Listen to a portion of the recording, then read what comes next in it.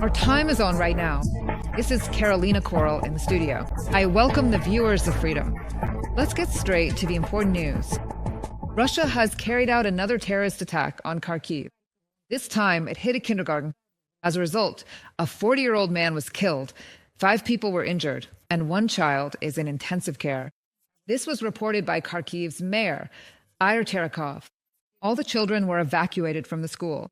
A fire broke out at the site of the strike. Last night, Russia attacked Ukraine with drones and missiles. The attack was combined. The Russians used Shahids, Iskanders, and Kinzhals. Kiev and several regions were hit, including Kyiv, Dnipropetrovsk, and Odessa oblasts. There are dead and wounded. The information is still being updated. There is destruction. I should note that the main target of the attack was the capital of Ukraine. As a result of the strikes, there are dead and wounded, and several districts of the city were affected. Fragments of Russian drones hit residential buildings. Fires broke out there. There were also missile debris falls. At one of the locations in Kiev, Freedom TV channel correspondent Victoria Chistiakina is on the scene. Victoria, good afternoon, if we can even call it that. What is the situation in Kiev right now? Tell us about the consequences of the Russian attack on the capital and how Kiev residents are coping with these consequences. The floor is yours. Yes, Carolina. Unfortunately, it's another grim morning in Kiev. I want to point out that the main strike on the capital happened precisely at 4 in the morning. But before that, of course, the Russian army was terrorizing, the capital. And, the target, of course, was the energy infrastructure. Starting at 1 in the morning, Kiev was attacked in several waves by missiles and Shahid drones. The first strike was carried out with ballistic missiles. Then drones started flying toward the capital, and at 4 o'clock a massive attack began. In the morning, cruise missiles were launched. Despite the intended targets being, of course, energy facilities, residential buildings in Kiev were damaged. We are in the Dnipro district of Kiev. I'll ask the cameraman to show the aftermath of the strike.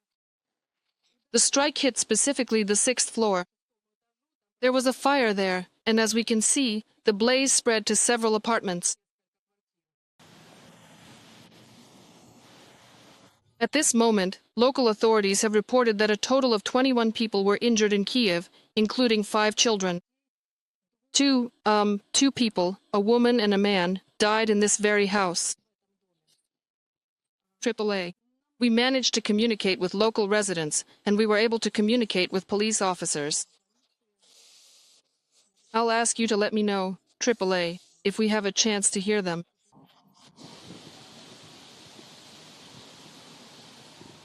We felt an explosion. We heard an explosion and windows blew out. Everything hit the 6th floor.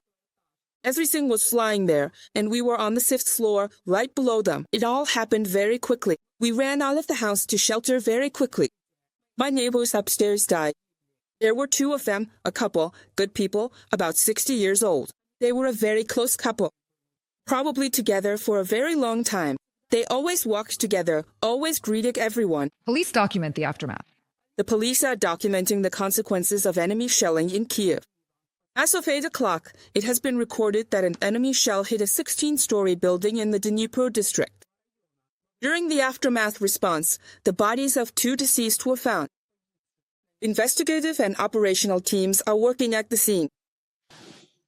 It is also known that in the Dnipro district, a medical facility in one of the buildings was damaged by the blast wave.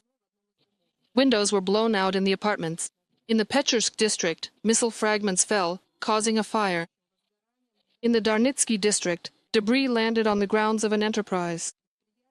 Debris also hit a 17-story residential building. The fire broke out on the 14th and 15th floors. According to Kiev Mayor Vitaly Klitschko, all emergency services are working at the scene. Unfortunately, there are dead and injured in the Kiev region. I want to note that it is mainly through the Kiev region that Shahids enter Kiev. So, here's the thing. 4 people have died in the Kiev region, in the village of Poroby in the Brovary district. A mother and her 2 children were killed. The baby was 6 months old, and the 12-year-old girl also died. These are the sad news at this moment.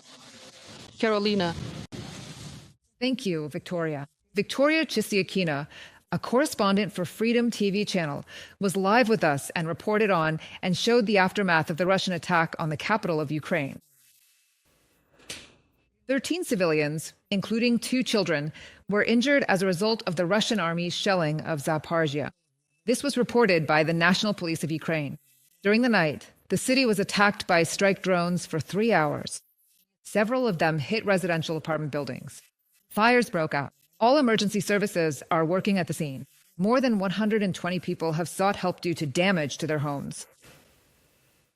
He woke up and said, "Mom, it's buzzing past us." He said, "Make it better." I have 2 cats. One was sitting in the hallway with him, and I ran to the kitchen to get the other cat. It don't get around. I just bent down to pick him up from the bed, and right then it hit hard up ahead.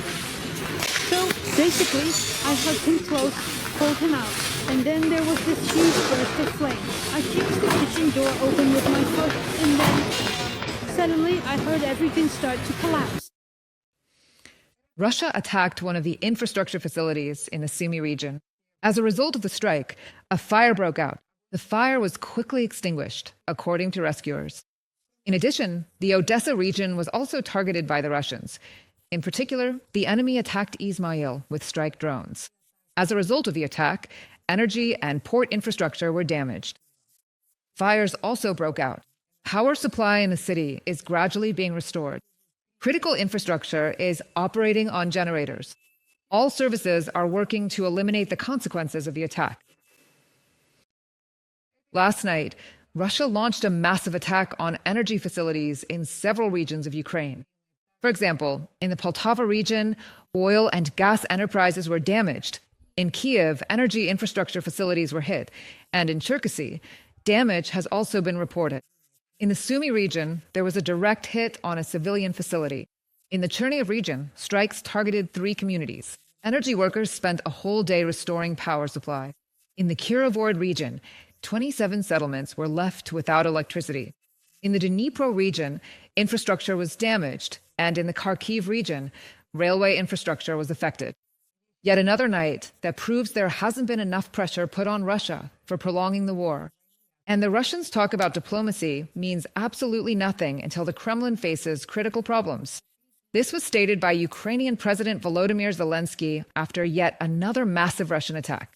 To create serious problems for Moscow, sanctions, long-range capabilities, and coordinated diplomacy from all of Ukraine's partners are needed. It's already time to adopt a strong sanctions package from the European Union. We also count on strong sanctions measures from the United States and the G7, all those who strive for peace. It is very important that the world does not remain silent right now, and that there is a united response to Russia's treacherous strikes. Everyone who is currently helping Ukraine with air defense systems and missiles for them is protecting lives. We are grateful for this. And everyone who helps Ukraine with long-range capabilities brings the end of the war closer. Volodymyr Zelenskyy, President of Ukraine, on Telegram. Against the backdrop of the Russian attack on Ukraine, fighter jets were scrambled into the sky. This was reported by the Romanian Ministry of Defense. In addition, around 1 o'clock in the morning, an air raid alert was declared in Tulcea County. Russian drones were moving toward the Danube Delta. 2 fighter jets, an F-16 and a Eurofighter Typhoon, were patrolling Romanian airspace. The commander had the authority to open fire if the border was violated. 3 hours later, the alert was called off and the planes returned to their bases. The Romanian Ministry of Defense condemned Russia's actions.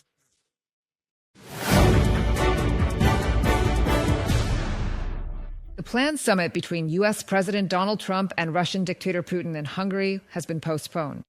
The American leader announced this during a conversation with journalists in the Oval Office. The head of the White House emphasized that he does not want a pointless meeting and would not like to waste time in vain. In Moscow, reports about the cancellation of preparations for the Trump-Putin meeting were called untrue. This was reported on social media X by Dmitriev, the CEO of the Russian Direct Investment Fund, who is part of the Kremlin's negotiating team. According to him, preparations for the summit in Budapest are ongoing. Dmitriev stated that the media are distorting comments from White House officials in order to disrupt the summit preparations. It's time to make Putin feel the cost of the war he started against Ukraine. This was stated by Republican Senator Lindsey Graham on social media X. And according to him, ending the war will require the consent of both sides. Ukraine has agreed, while Russia deliberately continues the hostilities. Subscribe to UATV English and stay updated on the most important events, top news from Ukraine and all over the world, in-depth analysis, exclusive reports and interviews, all on hand in our channel. Join our community of viewers and stay tuned.